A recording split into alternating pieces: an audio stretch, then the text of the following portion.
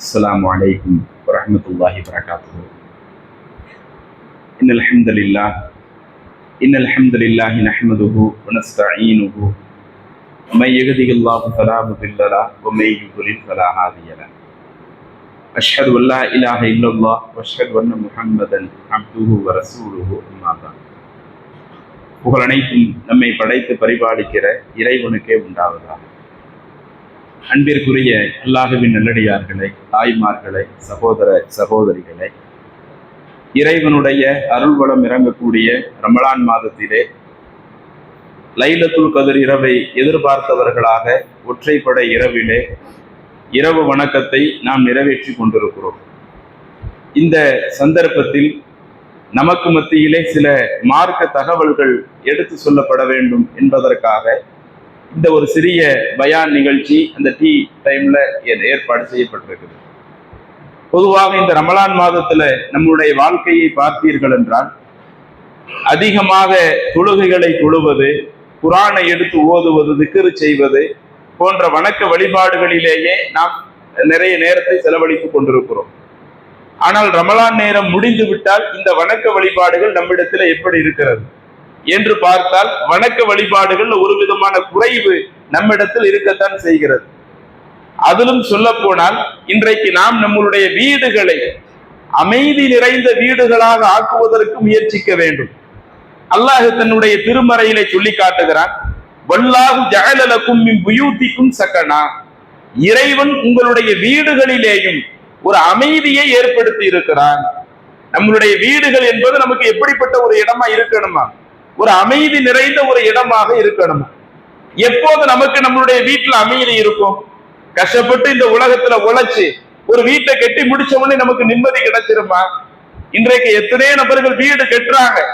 வீடு கட்டிய பிறகு அங்கே வசிக்கும் பொழுது, நான் கஷ்டப்பட்டு வீடு கட்டுற, எனக்கு எந்த ஒரு நிம்மதியுமே இல்லையே. நிம்மதியா இருக்கலாங்கிறதுக்காகத்தான் இதை கட்டினேன், ஆனால் எனக்கு ஒரு நிம்மதியற்ற ஒரு வாழ்க்கையாகத்தான் அமைந்து கொண்டிருக்கிறது என்று பல நபர்கள் புலம்பிக் கொண்டிருப்பதை பார்க்கிறோம். ஆனால் அல்லாஹ் தன்னுடைய திருமறையில சொன்னானே, உங்களுடைய வீடுகள்ல நாம மன அமைதியை ஏற்படுத்தி இருக்கிறோம் என்று. அப்ப அந்த மன அமைதி நமக்கு கிடைக்க வேண்டும் என்று சொன்னால் இந்த ரமலான்ல நாம என்னென்ன காரியங்களை செய்கின்றோமோ அந்த காரியங்களை மற்ற மாதங்களிலேயும் குறிப்பாக நம்மளுடைய வீடுகளில் நாம் அதை செய்வதற்கு முயற்சிக்க வேண்டும். ரசூலுல்லாஹி ஸல்லல்லாஹு அலைஹி அவர்கள் நமக்கு நிறைய விஷயத்தை சொல்லுகிறார்கள். நம்முடைய வீடு நிறைய நன்மையை பெற்றுத்தரக்கூடியதாக இருக்கணுமா? இறைவனுடைய அருளை நமக்கு வழங்கக்கூடியதாக இருக்கணுமா? அப்படி இருக்க வேண்டும் என்றால் நாம வீட்டுல எதெல்லாம் கடைபிடிக்கணும்? முதலாவது, நாம தொழுகக்கூடிய தொழுகை இருக்குதா இல்லையா? அந்த தொழுகைகளிலேயும் சில தொழுகைகளை நம்மளுடைய வீடுகளில் தொழுவதற்கு நாம முயற்சிக்க வேண்டும். பொதுவா ஆண்களை பொறுத்த வரையில 5 நேர தொழுகைகளை நாம பள்ளிவாசல்ல வந்துதான் தொழுகணும். அதுதான் மார்க்கம் நமக்கு அதிகம் வலியுறுத்தி சொன்ன ஒரு விஷயம். இப்படி நாம பள்ளிவாசல்ல தொழுகக்கூடிய தொழுகையாக இருந்தாலும் அந்த 5 வேளை தொழுகையை தாண்டி மற்ற சுன்னத்தான தொழுகைகள் இருக்குதா இல்லையா? குறிப்பாக இரவு நேரத்துல தொழுகக்கூடிய தொழுகைகள், தஹஜ்ஜத் போன்ற அந்த தொழுகைகள், இதை நாம் நம்மளுடைய வீடுகளிலேயும் ஆக்கிக் கொள்ள வேண்டும் என்பதை ரசூலுல்லாஹி ஸல்லல்லாஹு அலைஹி எந்த அளவுக்கு சொல்லி காட்டுறாங்கன்னா, இஜஅலு ஃபீ புயூத்திக்கும் மின் ஸலாத்திக்கும், நீங்கள் உங்களுடைய வீடுகளிலேயும் தொழுகையை ஆக்கிக் கொள்ளுங்கள். இந்த சட்டம் பெண்களுக்கான சட்டமாக இஸ்லாம் நமக்கு சொல்லல. எனவே பெண்களை பொறுத்தவரையில் 5 வேளை தொழுகை ஒரு பெண் விரும்பினால் பள்ளிவாசல்ல தொழுகலாம், ஒரு பெண் விரும்பினால் வீட்டுல தொழுதுக்கிடலாம். ஆனா அல்லாஹ்வுடைய தூதர் இந்த நபிமொழியை பெண்களுக்காக மட்டும் சொல்லவில்லை, ஆண்கள் பெண்கள் 2 சாராரையும் சேர்த்தே சொல்லுகிறார்கள்.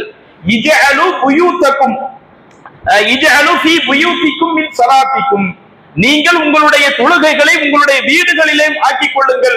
வலா தத்தஹிதுஹா குபூரா, உங்களுடைய வீடுகளை கபர்களாக நீங்கள் ஆக்கிக் கொள்ளாதீர்கள். இன்னைக்கு நம்ம யாராவது இறந்து போன நபர்கள் நம்ம வீட்டுல அடக்கம் பண்றோமா? காலங்காலமா நம்ம ஊர்ல உள்ள வழக்கத்தை எதை நீங்க எடுத்து பார்த்தாலும் நம்ம யாரையுமே இறந்து போன நபர்களை வீட்டுல அடக்கம் பண்றது இல்லை. அப்ப ரசூலுல்லாஹி ஸல்லல்லாஹு அலைஹி வஸல்லம் கபராக மாத்தாதீங்க என்று சொல்றாங்கல்ல. ஏன் அல்லாஹ்வுடைய தூதர் அப்படி சொல்றாங்க அப்படின்னு கேட்டா, கபூர்லதான் போய் நாம் என்ன செய்ய முடியாது, எந்த தொழுகையும் தொழ முடியாது. ஒரு கபர் அடக்கம் பண்ணி அந்த கபரை முன்னோக்கி நாம தொழ முடியுமா? அப்ப அந்த கபருஸ்தான்கள் தொழப்பட முடியாத ஒரு இடமாக இருக்கிறது. அந்த மாதிரி நீங்கள் உங்களுடைய வீட்டை ஆக்கிக் கொள்ளாதீர்கள் என்று அல்லாஹ்வுடைய தூதர் சொல்லுகிறார்கள். அதே மாதிரி இன்னொரு நபி மொழியில ரசூலுல்லாஹி அவங்க சொல்லி காட்டுறாங்க, இதா கல்லா அஹதுக்கும் ஸலாத்த ஃபீ மஸ்ஜிதிஹி, உங்கள ஒருவர் தொழுகையை பள்ளிவாசல்ல நிறைவேற்றக்கூடிய ஆளாக இருந்தாலும் ஃபல் யஜஅல் லி பைத்திஹி நஸீபம் மின் ஸலாத்திஹி, அவர் சில தொழுகைகளை தன்னுடைய வீடுகளிலேயும் ஆக்கிக் கொள்ளட்டும். கடமையான தொழுகை ஆண்கள் நீங்க பள்ளிவாசல்ல தான் தொழுகணும். அந்த கடமையான தொழுகையை பள்ளிவாசல்ல தொழுகிறீங்கல்ல, சில தொழுகைகளை, அந்த கடமை அல்லாத மற்ற தொழுகைகள்ல சிலதை நீங்கள் உங்களுடைய வீடுகளில் ஆக்கிக் கொள்ளுங்கள் அப்படின்னு ரசூலுல்லாஹி அவங்க சொல்லிட்டு அந்த நபிமொழிக்கு கடைசியில் அடுத்து என்ன சொல்றாங்க தெரியுமா?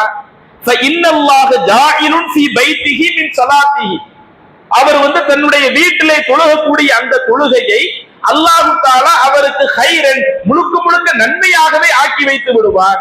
அந்த வீட்டை வச்சு நமக்கு ஒரு நன்மை கிடைக்க வேண்டும் என்று சொன்னால், இறைவன் கடமையாக்கிய தொழுகையை நீங்கள் பள்ளிவாசலில் தொழுவதை போல உபரியான தொழுகையை உங்க வீடுகள்ல தொழுங்க. அப்படி தொழுக தொழுக உங்களுக்கு நன்மைகள் தான் கிடைத்துக் கொண்டே இருக்கும் என்று அல்லாஹ்வுடைய தூதர் சொல்லுகிறார்கள். அதே மாதிரி இன்னொரு நபிமொழியை நீங்க பார்க்கலாம். ரசூலுல்லாஹி ஸல்லல்லாஹு அலைஹி அவர்கள் தன்னுடைய வாழ்க்கையை எப்படி அமைத்துக் கொண்டார்கள்? ரசூலுல்லாஹி ஸல்லல்லாஹு அலைஹி அவங்க மஸ்ஜிது நபவி அவங்க சொந்தமா தான் என்ன செய்யறாங்க, காசு போட்டு அந்த பள்ளிவாசலை கட்டுகிறார்கள்.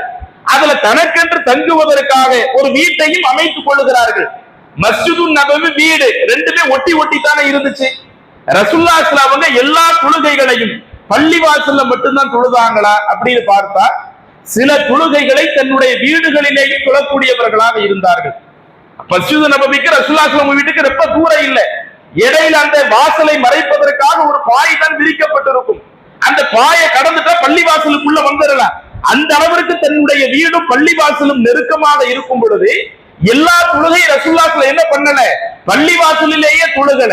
சில சுன்னத்தான தொழுகைகளை வீட்டில் தொழுதிருக்கிறார்கள்.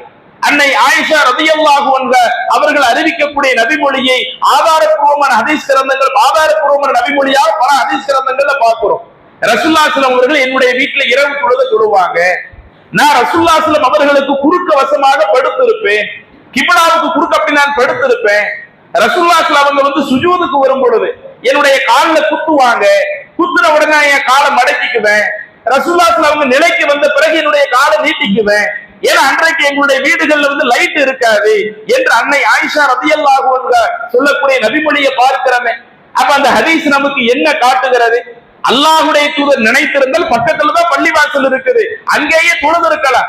இருந்தாலும் நாம் நம்மளுடைய வீடுகள்ல தொழுகையை முறையாக ஆக்கிக் கொள்ள வேண்டும். ஆண்களாகவே இருந்தாலும் சில சுன்னத்தான தொழுகைகளை தன்னுடைய வீட்டில் அமைத்துக் கொள்ள வேண்டும் என்பதை அல்லாஹ்வுடைய தூதர் நமக்கு பாடமாக கற்றுத் தருகிறார்கள்.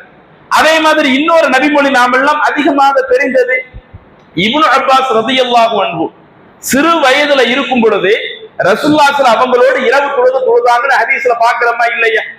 இப்னு அப்பாஸ் அவங்க சொல்றாங்க, நான் ஒரு முறை என்னுடைய சிறிய தாயார் மைமூனா ரலியல்லாஹு அன்ஹா அவங்களுடைய வீட்டுல தூங்குனேன். அப்ப ரசூலுல்லாஹி ஸல்லல்லாஹு அவங்க அன்றைய தினம் என்ன செஞ்சாங்க, இரவு தொழுதாங்க. நானும் முழு செய்து விட்டு ரசூலுல்லாஹி ஸல்லல்லாஹு அவங்களுக்கு இடது பக்கத்துல நின்று தொழுதேன். அப்ப ரசூலுல்லாஹி ஸல்லல்லாஹு அவங்க என்னைய வலது பக்கம் நிறுத்தினாங்க. கிட்டத்தட்ட 10 ரக்காயத்து 2 ரக்காயத்துகளாக 10 ரக்காயத்துகள் வரை நான் இரவு தொழுதேன் என்று இப்னு அப்பாஸ் அறிவிக்கக்கூடிய நபிமொழிகளை நாம ஹதீஸ் கிரந்தங்கள்ல பார்க்கிறோமே. இப்படி நீங்க ரசூலுல்லாஹி ஸல்லல்லாஹு அலைஹி வாழ்க்கையை எடுத்து பார்த்தாலும் சில சுன்னத்தான தொழுகைகளை தன்னுடைய வீட்டிலே தொழுவதன் மூலமாக அது தனக்கு அதிகமான நன்மைகள் கிடைக்கக்கூடிய ஒரு இடமாக அந்த வீட்டை ஆக்கி இருக்கிறார்கள். இன்றைக்கு நாம் அப்படி ஆக்கி இருக்கிறோமா? ஆண்கள் சற்று சிந்தித்து பார்க்க வேண்டும். அதே போல பெண்களும் ரமலான் மாதம் என்று வருகிற பொழுது தொழுகைக்கு நிறைய முக்கியத்துவம் கொடுக்கிறீங்க. ரமலான் அல்லாத மற்ற மாதங்கள்ல நம்முடைய வீடுகள்ல தொழுகை ஒழுங்காக நடத்தப்படுதா? எல்லாரும் தொழுகையை ஒழுங்கா கடைபிடிக்கிறாங்களா? அப்படி யாரும் அதுல குறை வைக்கக்கூடிய நபர்களாக இருந்தால் நம்ம வீட்டுல உள்ளவங்க நமக்கு நாமளே சில சட்டங்கள் போட்டுக்கொண்டு இனி வரக்கூடிய காலகட்டங்கள்ல நம்முடைய வீடுகள்ல தொழுகைகள் அனைத்து நபர்களும் முறையா கடைபிடிக்கணும். ஏன்னா அதன் மூலமாக அல்லாஹ் தஆலா நிறைய நன்மைகளை வழங்குவதாக நபிகள் நாயகம் ஸல்லல்லாஹு அலைஹி வஸல்லம் சொல்லி காட்டுறாங்களே. அப்ப நம்மளுடைய வீடு நமக்கு மன அமைதி தரக்கூடிய ஒரு வீடாக மாற வேண்டும் என்றால் அதற்கு அல்லாஹ்வுடைய அருள் வேணும், அல்லாஹ்வுடைய நன்மை வேணும். அப்ப அல்லாஹ்விடமிருந்து அந்த அருளும் நன்மையும் நமக்கு கிடைப்பதற்கு நாம் அங்கு இருந்து தொழுகக்கூடிய தொழுகையை அல்லாஹ் ஒரு காரணமாக ஆக்குகிறான். அப்ப இதுல கொஞ்சம் நாம் கூடுதல் கவனம் எடுக்க வேண்டும். அடுத்து நம்மளுடைய வீடு முழுக்க முழுக்க அருள் நிறைந்த ஒரு வீடாக மாற வேண்டும் என்றால் அல்லாஹ்வுடைய வேதம் குர்ஆன் இருக்குதா இல்லையா, அந்த குர்ஆனை எடுத்து வீட்டுல உட்கார்ந்து படியுங்க. இன்னைக்கு ஆண்கள்லயே சில நபர்கள்ட்ட என்ன பழக்கத்தை பார்க்க முடியுது, பள்ளிவாசலில் வந்து உட்காரும் போது குர்ஆனை படிக்கிறாங்க. குர்ஆன் எவ்வளவு நேரம் கிடைக்குதோ பள்ளிவாசல்ல இருந்து படிக்கிறாங்க. ஆனால் வீடுகளில் குர்ஆனை எடுத்து படிப்பது இந்த ரமலான் மாசத்துல இருந்தாலும் ரமலான் அல்லாத மற்ற மாசத்துல பாத்தீங்கன்னா குர்ஆனை எடுத்து படிக்கக்கூடிய பழக்கம் ரொம்ப ரொம்ப குறைந்து போய் இருக்கிறது. அதே போல பெண்களை எடுத்துக்கிட்டா ஆரம்பத்துல 10-20 வருஷத்துக்கு முன்னாடி எல்லாம் எடுத்து பார்த்த வயசான அம்மாமார்கள்ல கையில குர்ஆனை எடுத்து ஓதிக்கிட்டு இருந்தாங்க. ஆனா இன்னைக்கு என்ன நிலைமை மாறி போயிடுச்சு, போன் வந்ததுதான், இன்டர்நெட் வந்தது, சமூக வலைதளம் வந்ததுதான். குர்ஆனை எடுத்து படித்துக் கொண்டிருந்த வயதான தாய்மார்கள் கூட இன்றைக்கு போன்ல மூழ்கி கிடந்த அந்த குர்ஆனுடைய தொடர்பை கொஞ்சம் கொஞ்சமாக அவர்கள் இழந்து கொண்டிருக்கிறார்கள். இப்படி நாம நம்மளுடைய வீடுகள்ல குர்ஆனை எடுத்து படிக்காம இருக்கிறதுக்கும் நாம நம்முடைய வீடுகள்ல குர்ஆனை எடுத்து படிக்கிறதுக்கும் ரசூலுல்லாஹி ஸல்லல்லாஹு அலைஹி வஸல்லம் அவர்கள் ஒரு அழகான ஒரு ஒப்பீட்டை நமக்கு சொல்லி காட்டுகிறார்கள். தாரமி என்ற ஹதீஸ் கிரந்தத்துல பதிவு செய்யப்பட்ட ஒரு செய்தி. அல்லாஹ்வுடைய தூதர் சொல்லுகிறார்கள், இன்னல் பைத்தல யத்தசிஉ அலா அஹ்லிஹி, ஒரு வீடு அந்த வீட்டில் இருக்கக்கூடிய நபர்கள் இருக்கிறாங்கல்ல அவர்களுக்கு ஒரு விசால தன்மையை ஏற்படுத்தும். வ தஹ்துருஹுல் மலாயிகத்து, மலக்குமார்கள் அந்த வீட்டிற்கு வந்து ஆஜராகுவார்கள். அல்லாஹ்வினுடைய வானவர்கள், அருள் நிறைந்த வானவர்கள் இருக்கிறாங்கல்ல, அல்லாஹ்வுடைய அருளை கொண்டு வருவதற்காகவே மலக்குமார்கள் வந்து ஆஜராகுவார்களா. வ தஹ்ஜுருஹு ஷயாத்தீன், அந்த வீட்டை பார்த்தாலேயே ஷைத்தான் விரண்டு ஓடி விடுவானாம். எவ்வளவு சிறப்பு ரசூலுல்லாஹ் சொல்றாங்க பாருங்க. அந்த வீட்டுல உள்ளவங்களுக்கு ஒரு விசாலத்தன்மை இருக்கும், ஒரு நெருக்கடி இருக்காது, மன கஷ்டம் இருக்காது. அந்த நெருக்கடி இல்லாம மன கஷ்டம் இல்லாம ஒரு விதமான மன அழுத்தத்துக்கு ஆகாம எல்லா விசாலத்தன்மை கொண்டவர்களாக இருப்பாங்க.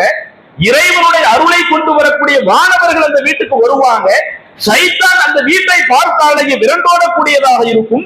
அதே போல யக்ஃபுருஹு கைருஹு, அந்த வீட்டில் உள்ளவர்களுக்கு முழுக்க முழுக்க நன்மைகள் தான் அதிகரித்துக் கொண்டே இருக்கும் என்று அல்லாஹ்வுடைய தூதர் சொல்லிவிட்டு சொல்லுகிறார்கள். குர்ஆன், எந்த வீடுகள் அல்லாஹ்வுடைய வேதம் படிக்கப்படுதோ அந்த வீடுகளுக்கு இந்த மாதிரியான பல நன்மைகள் இருக்கிறது அப்படின்னு ரசூலுல்லாஹி ஸல்லல்லாஹு அலைஹி வஸல்லம் சொல்லிட்டு அதிலே தொடர்ச்சியாக சொல்லுகிறார்கள், இன்னல் பைத்த, இன்னும் சில வீடு இருக்கிறது, ல யலீகு அலா அஹ்லிஹி, அந்த வீடு அந்த வீட்டில் உள்ளவர்களுக்கு ஒரு விதமான நெருக்கடி நிலையை ஏற்படுத்தும். எப்ப பார்த்தாலும் ஒரு விதமான ஒரு டிப்ரெஷன் மாதிரி, ஒரு மன அழுத்தம் மாதிரி ஒரு நெருக்கடி நிலையை ஏற்படுத்தி விடும். தஹ்ஜுருஹுல் மலாயிகத்து, மலக்குமார்கள் வருவதற்கு தடையாக இருக்கும். அல்லாஹ்வுடைய அருளை வானவர்கள் தான் நமக்கு கொண்டு வந்து சேர்க்கிறாங்க. அந்த அல்லாஹ்வுடைய அருளை கொண்டு வரக்கூடிய வானவர்கள் அந்த வீட்டிற்கு உள்ள வரமாட்டார்களாம். அல்லாஹ்வுடைய வானவர்கள் வராமல் ஷைத்தான்கள் அந்த வீட்டில் ஆஜராகுவார்கள். அப்ப ஷைத்தானா அந்த வீட்டில் ஆஜரானால் அப்ப அந்த வீட்டினுடைய நிலை எப்படி இருக்கும் யோசிச்சு பாருங்க. அது மார்க் அடிப்படையில உள்ள ஒரு வீடாக இருக்குமா, இஸ்லாமிய அடிப்படையை கடைபிடிக்கக்கூடிய ஒரு வீடாக இருக்குமா? அப்ப ஷைத்தான்கள் எல்லாம் ஆஜராகுவார்கள். அந்த வீட்டில் உள்ளவர்களுக்கு கிடைக்கக்கூடிய நன்மையும் ரொம்ப ரொம்ப குறைந்து கிடைக்கும். நன்மை செய்வாங்க, ரொம்ப ரொம்ப குறைவா செய்வாங்க அப்படின்னு சொல்லிட்டு இல்லா யுக்ரஉ ஃபீஹில் குர்ஆன், எந்த வீடுகள்ல குர்ஆன் ஓதப்படாம இருக்குதோ அந்த வீட்டுக்கு இந்த நிலை அப்படின்னு ரசூலுல்லாஹ் சொல்றாங்க. ஒரே நபிமொழி தான். அங்க வீடுகள்ல குர்ஆனை எடுத்து படிச்சா அவங்களுக்கு கிடைக்கிற சிறப்பு என்ன, குர்ஆன் எடுத்து படிக்கப்படாமல் இருந்தால் அங்கு கிடைக்கிற சிறப்பு என்ன என்று அல்லாஹ்வுடைய தூதர் வேறுபடுத்தி காட்டுகிறார்களே. ரமலான் மாதத்தில் இதுல நம்ம யாருமே குறை வைக்கிறது இல்லை. ரமலான் அல்லாத மற்ற மாதங்களிலேயும் நம்மள்ட்ட அந்த தன்மை இருக்குதா? வீடுகள்ல நாம குர்ஆனுடைய தொடர்பை எடுத்து படிக்கக்கூடியவர்களாக இருக்கிறோமா? அப்படி இருந்தோம் என்று சொன்னால் அல்லாஹ்வுடைய அருள் நமக்கு அதிகமாக கிடைக்கும். வானவர்களும் நம்முடைய வீட்டிற்கு வந்து ஆஜராகுவார்கள். ஷைத்தான் நம்முடைய வீட்டை பார்த்தாலேயே விரண்டோடக்கூடிய ஒரு நிலை ஏற்படும். அதனாலதான் ரசூலுல்லாஹி ஸல்லல்லாஹு அலைஹி வஸல்லம் இதே கருத்தை இன்னொரு நபிமொழியில சொல்றாங்க, லா தஜஅலு புயூதக்கும் மகாபிர், நீங்கள் உங்களுடைய வீடுகளை மண்ணறைகளாக ஆக்கிக் கொள்ளாதீர்கள். இன்ன ஷைத்தான யன்ஃபிரு மினல் பைத்தில்லதி துக்ரஉ ஃபீஹி சூரத்துல் பக்கரா, எந்த வீட்டுல சூரா பக்கரா ஓதப்படுகிறதோ அந்த வீட்டை பார்த்து ஷைத்தானே விரண்டோடி விடுகிறான் என்று அல்லாஹ்வுடைய தூதர் சொல்லுகிறார்களே. அப்ப அது போன்ற அந்த சூரா பக்கரா என்பது குர்ஆன்ல இருக்கக்கூடியதுதான். அப்ப அதை நாம் எடுத்து வீடுகளில் ஓதுகிற பொழுது அந்த இறைவனுடைய வேதம் எந்த வீடுகளிலே முறையாக ஓதப்படுகிறதோ அங்கே சைத்தான் விரண்டோடுவதாக அல்லாஹ்வுடைய தூதர் சொன்னார்களே. அப்படி சைத்தான் விரண்டோடி விட்டாலேயே நமக்கு நிம்மதி கிடைச்சிரும். நாம சிறந்த முறையில வாழ்வதற்கான பல நன்மைகள் கிடைத்துவிடும். அப்ப இதை நாம கொஞ்சம் கூடுதல் கவனம் எடுக்க வேண்டும். அதே மாதிரி எப்படி தொழுகிறது வீட்டுல ரொம்ப அவசியமான ஒரு காரியமா இருக்குதோ, அதே மாதிரி குர்ஆனை ஓதுறது வீட்டுல அவசியமான காரியமா இருக்குதோ, நம்ம அல்லாஹ்வை அதிகம் அதிகம் நினைத்து விக்ர் செய்வது, சுப்ஹானல்லாஹ், அல்ஹம்துலில்லாஹ், அல்லாஹு அக்பர் போன்ற இறைவனை நினைக்கக்கூடிய விக்ரினுடைய வார்த்தைகள் இருக்குதா இல்லையா? அந்த விக்ரினுடைய வார்த்தைகளை நாம் வீட்டில் இருந்து செய்வதும் அதுவும் நமக்கு அதிகமான நன்மையை தருவதாக ரசூலுல்லாஹி ஸல்லல்லாஹு அலைஹி வஸல்லம் அவர்கள் குறிப்பிடுகிறார்கள். சஹீஹ் முஸ்லிமிலே பதிவு செய்யப்பட்ட ஒரு நபிமொழி. அல்லாஹ்வுடைய தூதர் சொல்லுகிறார்கள், இதா தஹலர் ரஜுலு பைத்தஹு, ஒருவர் தன்னுடைய வீட்டிற்கு நுழைகிறார், ஃபதஹலல் ஃபதக்கரல்லாஹ் இந்த துஹூலிஹி, அப்படி வீட்டில் நுழைகிற பொழுதே அல்லாஹ்வை நினைவு கூறக்கூடிய நபராக அவர் இருந்தால், வ இந்த துஆமிஹி, உணவு சாப்பிடும் பொழுது அல்லாஹ்வை நினைவு கூறக்கூடியவராக இருந்தால், கால ஷைத்தானு, ஷைத்தான் அப்போது சொல்லிவிடுவானாம், லா மபீத்தலக்கும், தன்னுடைய படைப்பட்டாளத்துக்கு சொல்லிடுவான், இனிமே நமக்கு இங்க தங்குறதுக்கு எந்த வேலையுமே இல்ல. ஏன்னா இங்க உள்ளவங்க தான் அல்லாஹ்வை நினைவு கூர்ந்துட்டாங்க. இறைவனை நினைவு கூர்ந்து இந்த அடியார்களை இவர்களை வழிகெடுக்கிறதுக்கு நமக்கு என்ன இருக்குது? நாம இனிமே இங்க தங்குறதுக்கு நமக்கு வேலையே இல்ல. அதே போல வலா அஷான், நமக்கென்று இங்க எந்த உணவுமே கிடையாது. அப்ப வீட்டிற்குள்ள நுழையும் பொழுதே நாம இறைவனுடைய நினைவோடு உள்ள நுழைந்தோம் என்று சொன்னால் அங்கேயே ஷைத்தான் வரமாட்டான். சாப்பிடுகிற பொழுது இறை நினைவோடு நாம சாப்பிட்டோம் என்று சொன்னால் அங்கேயே ஷைத்தான் வரமாட்டான். அதே நபிமொழியில் அடுத்து சொல்றாங்க, இன்னும் ஒருவர் வீட்டுல நுழைகிறார், பலம் எதுக்குருவாக இந்த துஹூலிகி, அப்படி நுழைகிற பொழுது அவர் அல்லாஹ்வை நினைவு கூறாவிட்டால் அப்ப கால ஷைத்தானும், ஷைத்தான் சொல்லி விடுவானாம், அதிரத்துமுல் மபீத், இங்க இன்னைக்கு நாம தங்குறதுக்கு ஒரு நல்ல இடம் கிடைச்சிருக்குது. அப்ப ஷைத்தான் வந்து தங்குவதற்கும் ஷைத்தான் பார்த்தாலேயே விரண்டு ஓடுவதற்கும் எதை ரசூலுல்லாஹி ஸல்லல்லாஹு அலைஹி வஸல்லம் அளவுகோலா சொல்றாங்க? எந்த வீடுகளில் இறை நினைவுகள் விக்ர்கள் அதிகம் இருக்கிறதோ அந்த வீடுகள்ல ஷைத்தானுடைய தாக்குதல் எதுவுமே இருக்காது என்று அல்லாஹ்வுடைய தூதர் சொன்னார்களே. இன்றைக்கு அந்த விக்ர் செய்யக்கூடிய காரியங்கள் நாம கூடுதல் கவனம் எடுத்திருக்கிறோமா? அது நம்முடைய வீடுகள் இன்னைக்கு முறையா இருக்குதா? அதுல ஏதேனும் குறைவு வைத்தோம் என்று சொன்னால் அதை நாம் சரி செய்து கொண்டாலேயே நம்மளுடைய வீடு சைத்தானுடைய தாக்குதல் இல்லாமல், ஒரு விதமான அழுத்தத்திற்குள்ளவர்களாக நாம் இல்லாமல் நாம ஒரு மன அமைதியை பெறக்கூடிய நபர்களாக இருக்கலாம். அல்லாஹ்வுடைய தூதர் இதையெல்லாம் நமக்கு வழிகாட்டுறத பார்க்கிறோம். இன்னும் இதே கருத்தை ரசூலுல்லாஹி ஸல்லல்லாஹு அலைஹி வஸல்லம் இன்னொரு நபிமொழியில சொல்லி காட்டுறாங்க, மஸலுல் பைத்துல்லதி யுதுகரு ஃபீஹி யுதுகருல்லாஹு ஃபீஹி, எந்த வீட்டிலே அல்லாஹ் அதிகம் அதிகம் நினைவு கூறப்படுகிறானோ அந்த வீட்டிற்கு உதாரணம். அதே போல ஒரு பைத்தில்லதி லா யுதுகருல்லாஹு ஃபீஹி, எதில் அல்லாஹ் நினைவு கூறப்படாமல் இருக்கிறானோ அந்த வீட்டிற்கும் உதாரணம். ரெண்டுக்கும், அல்லாஹ்வை நினைவு கூறக்கூடிய வீட்டிற்கும் அல்லாஹ்வை நினைவு கூறாத வீட்டிற்கும் உள்ள அந்த உதாரணம் என்பது மஸலுல் ஹய்யி வல் மையித், உயிரோடு வாழக்கூடியவனும் இறந்தவனுக்கும் இதுதான் அந்த உதாரணம். உசுரோடு இருக்கிறவன் எப்படி எப்போது உயிரோட்டமோடு இருக்கிறானோ, இறைவனை நினைவு கூறக்கூடிய வீடுகள் முழுக்க முழுக்க உயிரோட்டம் உள்ள ஒரு வீடுகளாக இருக்கும். இறைவன் நினைவு கூறப்படாத வீடுகள் அது இறந்த மௌத்தான ஒரு நிலையில் தான் அது இருக்கிறது என்று அல்லாஹ்வுடைய தூதர் சொல்லுகிறார்களே. அப்ப இது போன்ற விஷயங்களை எல்லாம் நாம் கொஞ்சம் கூடுதல் கவனம் எடுத்து நம்முடைய வீடுகள்ல இறை நினைவுகளையும் கொஞ்சம் அதிகப்படுத்த நாம் முயற்சிக்க வேண்டும். இறுதியாக நாம எல்லாருமே நம்மளுடைய வீட்டுல ஒரு பழக்கத்தை ஒண்ணு வைக்கணும். யாரு நம்ம வீட்டிற்குள்ள வர்றதா இருந்தாலும், நாம நம்ம வீட்டுக்கு போறதா இருந்தாலும் சரி, அடுத்தவங்க நம்ம வீட்டுக்கு வர்றதா இருந்தாலும் சரி, சலாம் சொல்லி உள்ள வாங்க என்கிற அந்த ஒரு பழக்கத்தை நாம வைக்கிறோம்னு வைங்க, அதுவும் நமக்கு ஒரு மன நிம்மதியை அமைதியை பெற்று தரக்கூடிய ஒண்ணு. ஏன்னா இப்போ அஸ்ஸலாமு அலைக்கும் என்பதனுடைய அர்த்தம் என்ன? இறைவனுடைய அந்த அமைதி உங்கள் மீது உண்டாகட்டும். அதையே முழுசா சொல்றாங்கன்னா அஸ்ஸலாமு அலைக்கும் வ ரஹ்மத்துல்லாஹி வ பரக்காத்துஹு என்று முழுசா சொல்றாங்கன்னா அல்லாஹ்வுடைய அமைதி உங்களுக்கு வரட்டும், இறைவனுடைய பரக்கத்துகள் உங்களுக்கு வரட்டும், இறைவனுடைய அருள் உங்களுக்கு வரட்டும் என்று முழுக்க முழுக்க அவங்க அல்லாஹ்விடத்துல நமக்காக ஒரு பிரார்த்தனையை வைக்கிறாங்க. நாம திருப்பி அவங்களுக்கு பதில் சலாம் சொல்றோம்னு வைங்க, உங்களுக்கு அல்லாஹ்வுடைய அமைதி உண்டாகட்டும்.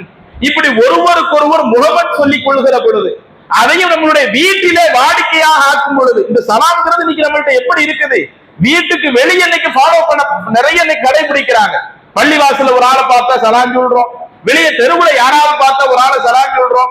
இப்படி இந்த சலாத்தை நம்முடைய வீடுகளிலேயும் நாம் அதிகப்படுத்தி கொண்டால் அவர்கள் நமக்காக அல்லாஹ்விடத்தில் அமைதியை கேட்கின்றார்கள், நாமளும் அவங்களுக்காக அமைதி கேட்கும் பொழுது அது அல்லாஹுவால் ஏற்றுக்கொள்ளப்பட்ட ஒண்ணா இருந்துச்சுன்னு வைங்க, அதன் மூலம் நம்மளுடைய வாழ்க்கையில முழுக்க முழுக்க மன அமைதி ஏற்படுமா இல்லையா?